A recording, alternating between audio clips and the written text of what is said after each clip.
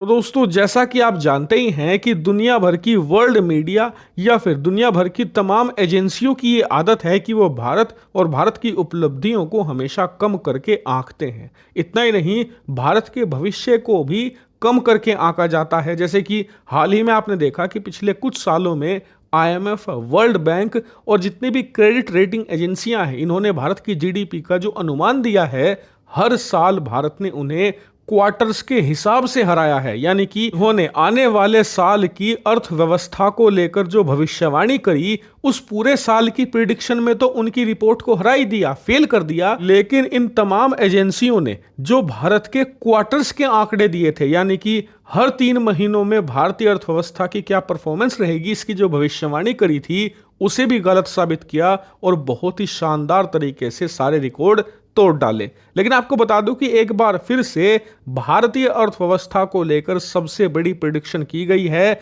भविष्यवाणी की गई है, और यह भविष्यवाणी है भारतीय एक्सपोर्ट्स को लेकर। यकीन मानिए, भारत एक बार फिर से इन्हें मजबूर करने जा रहा है कि अपनी जो इन्होंने भविष्यवाणी की रिपोर्ट तैयार करी है, यह इसे फाड़ कर फेंके और भारत से माफी मांगे। लेकिन उससे पहले जान लीजिए कि भविष्यवाणी है क्या और किसने करी है। तो देखिए, जापान ही नहीं, पूरे पश्चिमी देशों में one of the biggest agency है नोमुरा नाम की, और एशिया में इसका काफी नाम है, साथ ही पश्चिमी देशों में भी इसकी बहुत बड़ी साख है। इसने भारत को लेकर प्रेडिक्शन ये करी है कि पश्चिमी देशों ने जो चाइना प्लस वन की रणनीति बनाई है, खासकर कि यूरोपियन देशों ने, जिसमें अमेरिका शामिल नहीं है, यूरोपियन यूनियन के 27 देशों की चाइना प्लस रणनीति ये है कि हम चाइना पर पूरी तरीके से निर्भर नहीं रहेंगे। हालांकि चाइना से संबंध भी नहीं तोड़ेंगे, लेकिन करेंगे क्या कि चाइना से निर्भरता थोड़ी कम करेंगे। अभी अगर ये 100% चीन पर निर्भर हैं, तो सिर्फ 50% निर्भरता उस पर रखी जाएगी,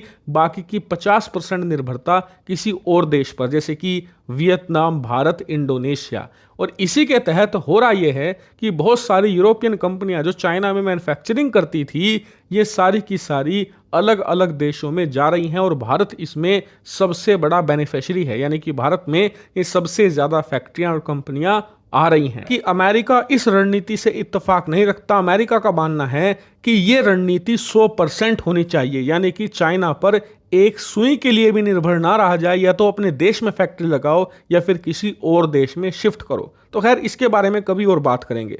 तो नोमुरा ने कहा है भारत को इस चाइना प्लस वन रणनीति का बम्पर फायदा मिलने जा रहा है, और इसकी वजह से भारत के जो एक्सपोर्ट है वो आने वाले सिर्फ 6 सालों में ही डबल हो जाएंगे। अभी भारत के एक्सपोर्ट हैं $431 बिलियन, जो पिछले साल के आंकड़े हैं, क्योंकि इस साल के पूरे आंकड़े अभी आने बाकी हैं। लेकिन $431 बिलियन के एक्सपोर्ट, यानी कि सामान बनाकर हमने दुनिया के तमाम देशों को बेचे हैं।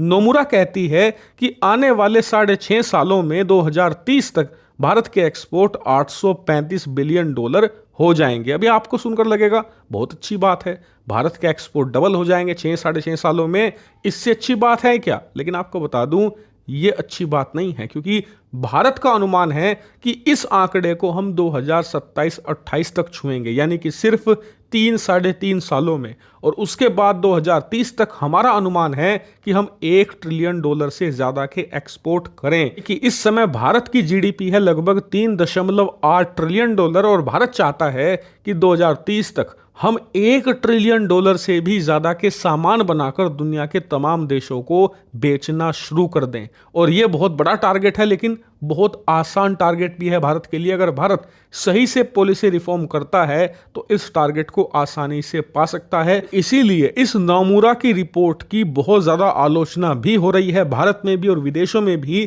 कि नोमुरा भारत को बहुत ही कम करके आंक रही हैं। और तमाम जो एजेंसियां हैं, चाहे वो अमेरिका की हो, यूरोप की हो या तमाम देशों की हो, सब भारत को अब भी बहुत हल्के में ले रही हैं। ये चाहती हैं कि भारत एक ताकतवर देश तो बने, लेकिन उनसे ताकतवर ना बने, बस इतना ताकतवर बन जाए कि चाइना को टक्कर देने लायक हो, लेकिन कभी इन्हें टक्कर ना दे। लेकिन जैसा कि आप जानते ही हैं कि पिछले कुछ सालों से भारत अपनी कथनी से नहीं, करनी से इन एजेंसियों को मुंह तोड़ जवाब देता आया है। इस बार भी यही होगा, और आप देखिएगा कि इसी साल 2024 में भारत एक्सपोर्ट के अपने ऑल टाइम हाई रिकॉर्ड को तोड़ने भी जा रहा है। यानी कि हमारा एक्सपोर्ट इतिहास में सर्वोच्चतम स्थान पर पहुंचने जा रहा है, जितना हमने अपने पूरे इतिहास में कभी नहीं किया। और इसीलिए आप देखेंगे कि तब यही एजेंसियां, चाहे वो नोमुरा हो, फिंच हो, S&P ग्लोबल हो या फिर IMF वर्ल्ड बैंक हो, सब अपने एस्टिमेट बदलने को मजबूर होंगे ही होंगे।